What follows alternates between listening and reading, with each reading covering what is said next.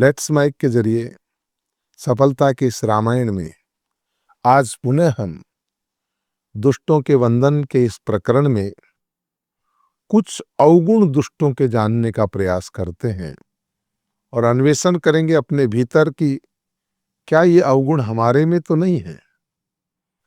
गोस्वामी जी कहते हैं, बहुरी शक्र समविनवो तेहि संतत सुरानिक हित जेहि वचन वज्र जेहि सदा पियारा सहस नयन पर दोष निहारा। महानुभाव, दुष्ट कौन है?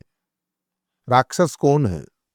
क्या उनके कोई सींग होते हैं या वास्तव में कोई सुअर की तरह बाहर दांत निकले हुए होते हैं? नहीं, कुछ नहीं, हमारे जैसे ही मानव होते हैं। कुछ अवगुण ही हमें मानव बनाते हैं, कुछ अवगुण ही हमें, कुछ गुण हमें मानव बनाते हैं, कुछ अवगुण हमें राक्षस बनाते हैं। तो कहीं अवगुण हमारे में ना आए, इसलिए दुष्टों के वंदन के साथ साथ में ये भी बताया कि दुष्ट कौन और उनको मैं प्रणाम किस तरह से करता हूं। बहुरी शक्र सम विनवोते ही। आज तो गोस्वामी जी ने कह दिया, मैं तो उनको देवराज इंद्र के समान उनकी प्रार्थना करता हूं। देवराज इंद्र के समान क्या? देवराज इंद्र में क्या है कि संतत सुरानीक हित जेहि, जिनको सुरानीक सदा प्रिय है, हितकर है।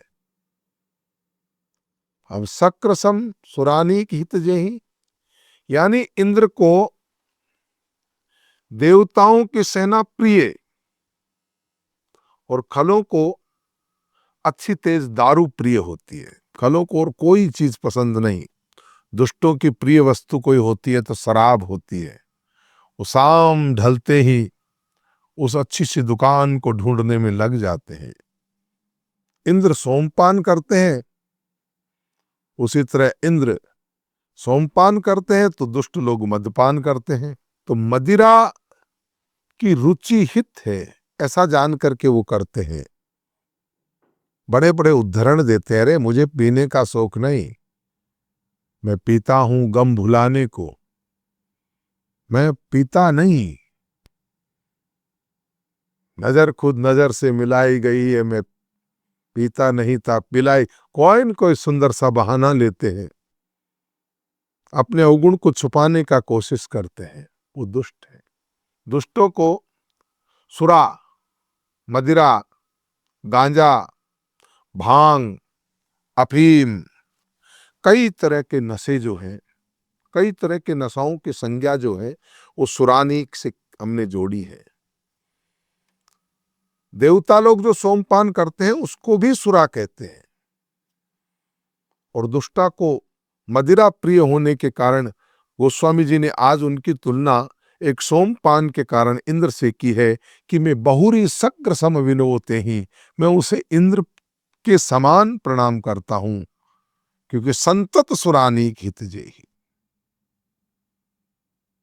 वो दुष्ट कौन है? जो परद्रोह में तत्पर रहते हैं, वो दुष्ट है।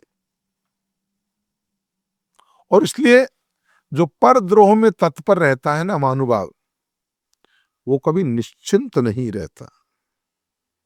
कहते हैं ना, परद्रोही की होई निशंका। आप किसी का द्रोह कर दें, आपके भीतर में शंका रहेगी, डर रहेगा, भय रहेगा, संशय रहेगा। आयुर्वेद में, वेदक में शोक और चिंता, ये दो तरह की जो बीमारियां हैं, इनकी औषध जो है वो मैंने कहा ना, पीता नहीं, पीता हूं गम भुलाने को, उस औषध के रूप में मदिरा बताई गई है। पुराने जमाने में तो कई डॉक्टर भी ऐसे होते थे तो बोला खांसी हो गई तो ब्रांडी नाम की मदिरा दे देते थे। ये मदिरा पान करके नशे में पड़े रहते हैं और समझते हैं कि हमारा इलाज हुआ है। नहीं, ये दुष्टों के अवगुण हैं। उनको दुष्ट चीजों में भी दवा नजर आती है। उनके डॉक्टर भी ऐसे हैं। वो कहते हैं कि खलों को मदिरा प्रिय है। मैंने देखा कुछ कुछ घरों में जहां मदपान चलता है, वो तो जन्मते, मुझे बड़ा अचंभा लगता है, क्या कर रहे हैं, क्या जुल्म करते हैं बच्चे के साथ में। जन्मते ही कोई तो अंगुली चटा रहा है। तो कहते हैं कितने ही लोग मदपान नहीं पीते, तथापि पर निंदा खलों के अवगुण उनमें रहते हैं। पराई निंदा जो है, ये भी एक मदपान के समान बड़ा अवगुण है। तो समुद्र मंथन के समय बहुत सी चीजें निकली, उसमें ये मदिरा भी निकली। समुद्र मंथन के समय सुरतरु ऐरावत हाथी निकला। आपको मालूम है किसने लिया? इंद्र ने ले लिया। और उसके बाद में मदिरा निकली, तो मदिरा को किसी ने ग्रहण नहीं किया। क्यों? क्योंकि देवताओं और ब्राह्मणों के लिए वो अग्राह्य है। विप्र विवेकी वेदविद सम्मत साधु सुजाति, जिमि धोखे मदपान कर सचिव सोचते ही भांति। तो महानुभाव, इस प्रकार खलों को, दुष्टों को नीच हित बोला। ये मदिरा अच्छे लोगों का हित नहीं कर सकती। इसको उपाधि क्या दी? नीच हित। उत्तम परहित अग्राह्य है। तो इस अर्थ में हित और परहित दो चर्चा हमने की। तो बहुरी शक्र सम विनवते ही संतत सुरानीक हित जेही। संतों को जैसे वो इंद्र को जैसे सोमपान पसंद है। बाबा हरिदास जी कहते हैं कि काम, क्रोध, मद, लोभ, मत्सर इतने जो है, ये सब शराब हैं, ये मद हैं। और वचन वज्र जहि सदा प्यारा।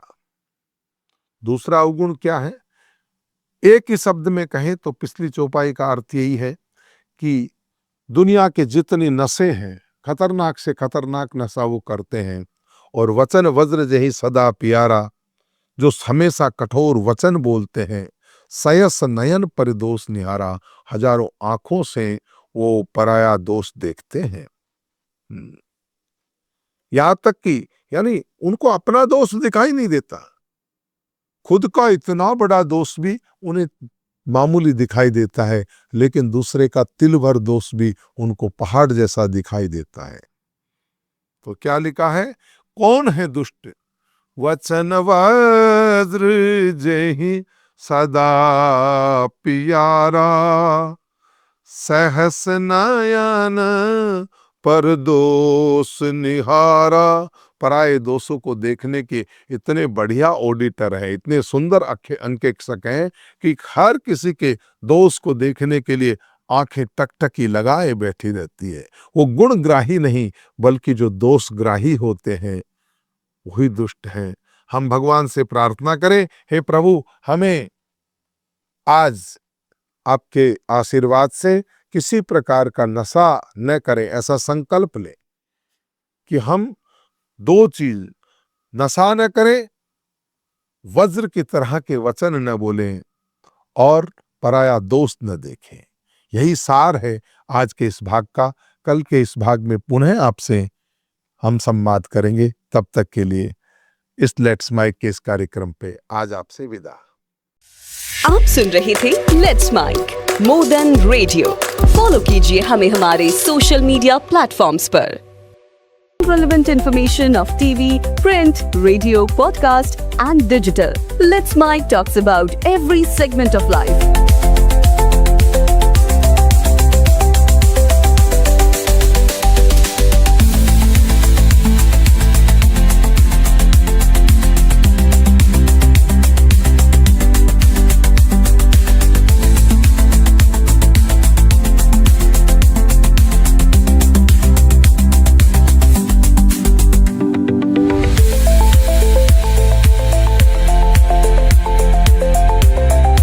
Download the app now from Play Store. Available both on Android and iOS mobile phones. Follow us on YouTube, Instagram, Twitter, LinkedIn, Facebook, Telegram, WhatsApp, Snapchat.